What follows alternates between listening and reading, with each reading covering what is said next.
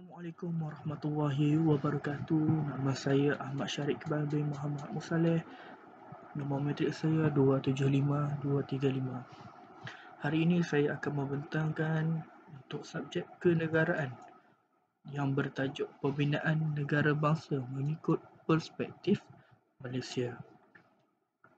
Konsep negara itu merujuk kepada wilayah dan kewujudan kelompok, iaitu suatu unit politik yang mempunyai kedaulatan, tanggungjawab dan kuasa menjalankan hal ehwal pentadbiran sendiri, dan sekumpulan manusia yang menduduki sebuah wilayah yang tetap berada di bawah penyelenggaraan kerajaan dan tidak tertakluk kepada kuasa luar. Konsep negara, iaitu menurut undang-undang antarabangsa, haruslah mempunyai 4 elemen, iaitu penduduk. Yang kedua ialah wilayah, ketiga kerajaan dan keempat ialah kedaulatan.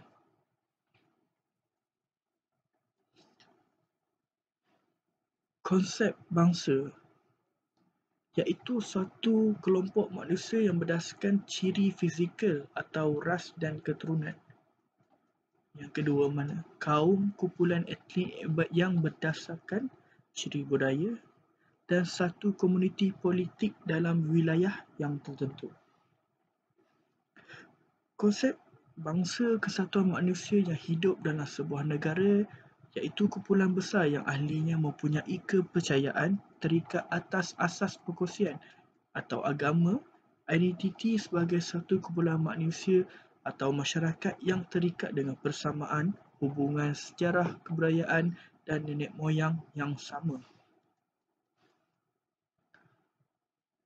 Negara bangsa mengikut negara-negara di Eropah ialah menggunakan amalan real politik dalam membina negara baru dan tercetusnya kerana mempunyai kesedaran tentang hak rakyat, kerajaan dan perlembagaan dan kerajaan moden.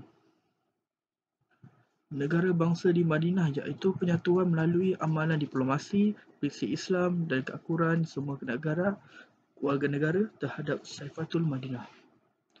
Negara bangsa Federal Melayu iaitu kekuasaan Raja-Raja Melayu dan ketaatan rakyat di kawasan taklukannya, dan negara-negara zaman British iaitu cubaan pembinaan negara bangsa melalui penubuhan Malaya Union.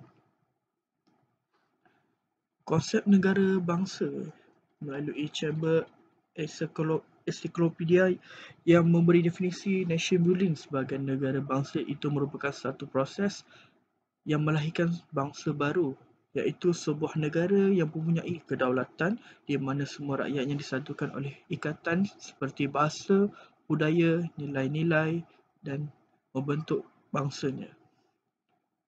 Tujuan utama pembinaan bangsa itu adalah untuk melahirkan perasaan taat setia dan perpaduan terhadap satu pertubuhan atau bangsa itu sendiri.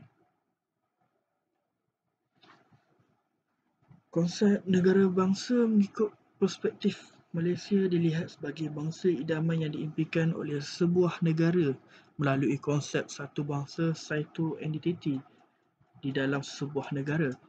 Dan konsep ini menjuruskan kepada sebuah negara yang berdaulat dengan rakyat, hidup bersatu padu, dipisahkan oleh sentimen perkauman, keturunan agama, bahasa, budaya dan wilayah yang sebagai dilihat oleh bahawa kepada perpecahan. Konsep negara bangsa terdapat 3 syarat utama di negara bangsa. Yang pertama, masyarakat dalam sebuah negara hidup dalam keadaan bersatu padu tanpa berlaku sebarang diskriminasi dan perpecahan. Yang kedua, rakyat negara mestilah berkongsi pegangan kepada satu ideologi yang sama. Yang ketiga, penduduk haruslah percaya dan yakin terhadap sistem pemerintahan dan undang-undang negara. Sekian pembentangan pada hari ini. Terima kasih.